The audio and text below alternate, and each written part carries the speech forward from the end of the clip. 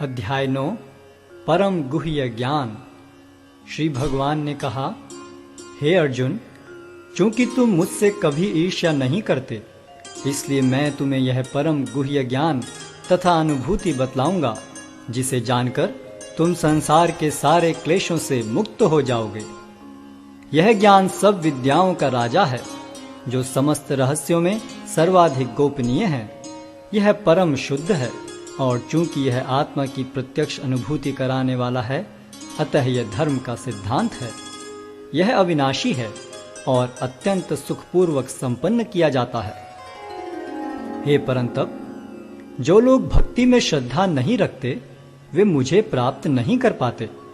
अतः वे इस भौतिक जगत में जन्म मृत्यु के मार्ग पर वापस आते रहते हैं। यह संपूर्ण जगत मेरे अव्यक्त रूप द्वारा व्याप्त है।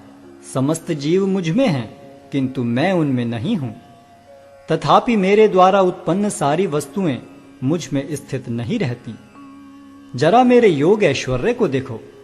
यद्यपि मैं समस्त जीवों का पालक हूं और सर्वत्र व्याप्त हूं, लेकिन मैं इस विराट अभिव्यक्ति का अंश नहीं हूं, क्योंकि मैं सृष्टि का कारण स्वरूप हूं।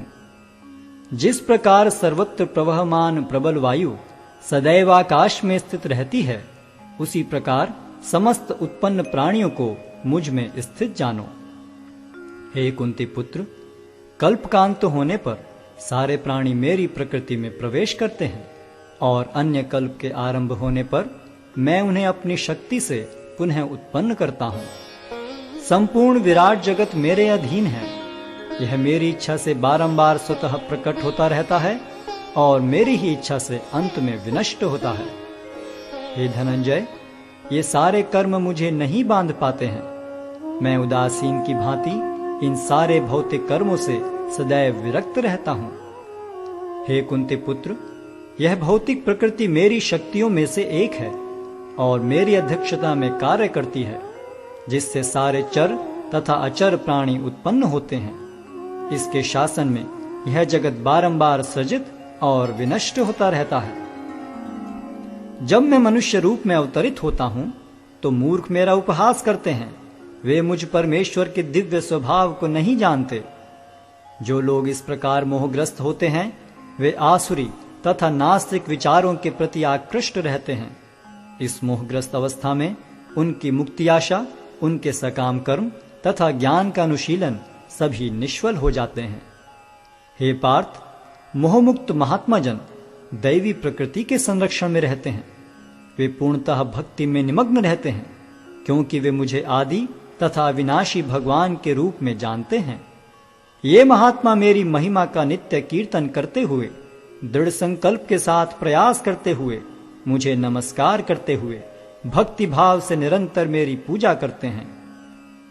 अन्य लोग जो ज्ञान के अनुशीलन द्वारा यज्ञ में लगे रहते हैं, वे भगवान की पूजा उनके अद्वय रूप में, विविध रूपों में तथा विश्व रूप में करते हैं।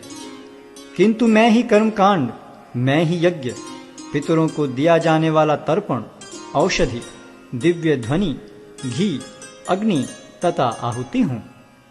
मैं इस ब्रह्मांड का पिता, माता, आश्रय तथा पितामह हूं। मैं ज्ञेय, शुद्धिकर्ता तथा ओंकार हूं। मैं ऋग्वेद, सामवेद तथा यजुर्वेद भी हूं। मैं ही लक्ष्य, पालनकर्ता, स्वामी, साक्षी, धाम, शरण स्थली तथा अत्यंत प्रिय मित्र हूं।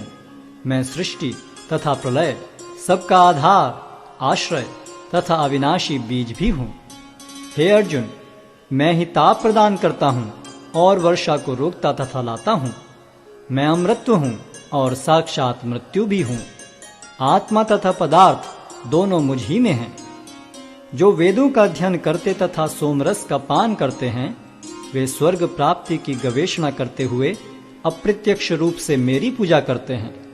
वे पाप कर्मों से शुद्ध होकर इंद्र के पवित्र स्वर्गिक धाम में जन्म लेते हैं, जहां वे देवताओं का सा आनंद भोगते हैं। इस प्रकार जब वे विस्तृत स्वर्गिक इंद्रिय सुख को भोग लेते हैं और उनके पुण्य कर्मों के फल क्षीण हो जाते हैं, तो वे इस मृत्यु लोक में पुनः लौट आते हैं। इस प्रकार जो तीनों वेदों के सिद्धांतों में दृढ़ रहकर इंद्रिय सुख की गवेषणा करते हैं, उन्हें जन्म मृत्यु का चक्र ही मिल पाता है। किंतु जो लोग अनन्य भाव से मेरे दिव्य स्वरूप का ध्यान करते हुए निरंतर मेरी पूजा करते हैं, उनकी जो आवश्यकताएं होती हैं उन्हें मैं पूरा करता हूं और जो कुछ उनके पास है उसकी रक्षा करता हूं।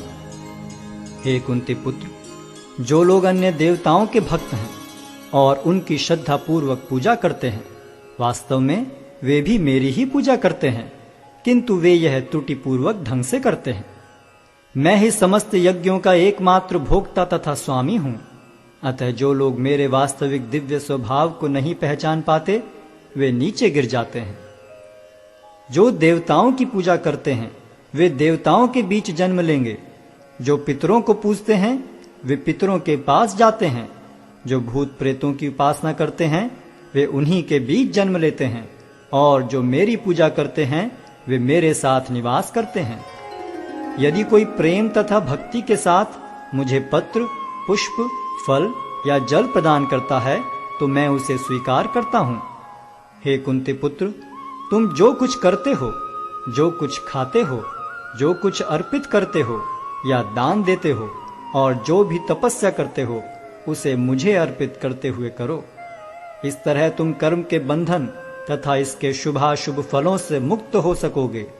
इस संन्यास योग में अपने चित्त को स्थिर करके तुम मुक्त होकर मेरे पास आ सकोगे। मैं न तो किसी से द्वेष करता हूं, न ही किसी के साथ पक्षपात करता हूं। मैं सबों के लिए संभाव हूं, किंतु जो भी भक्ति पूर्वक मेरी सेवा करता है वह मेरा मित्र है, मुझ में स्थित रहता है और मैं भी उसका मित्र हूं। यदि कोई जघन्य से जघन्य कर्म करता है, किंतु यदि वह भक्ति में रत रहता है तो उसे साधु मानना चाहिए, क्योंकि वह अपने संकल्प में अडिग रहता है। वह तुरंत धर्मात्मा बन जाता है और स्थायी शांति को प्राप्त होता है। हे कुंती पुत्र, निडर होकर घोषणा कर दो कि मेरे भक्त का कभी विनाश नहीं होता है। हे पार्थ, जो लोग मेरी शरण ग्रहण करते हैं वे भले ही निम्न जन्मा स्त्री, वैश्य तथा शूद्र क्यों न हो, वे परम धाम को प्राप्त करते हैं। फिर धर्मात्मा ब्राह्मणों, भक्तों तथा राज ऋषियों के लिए तो कहना ही क्या है। अतः इस क्षणिक दुख में संसार में आ जाने पर मेरी प्रेमा भक्ति में अपने आप को लगाओ। अपने मन को मेरे नित्य चिंतन में लगाओ। मेरे भक्त बनो, मुझे नमस्कार करो और मेरी ही पूजा करो। इस प्रकार मुझ में पूर्णतया तल्लीन होने पर तुम निश्चित रूप से मुझको प्राप्त होगे।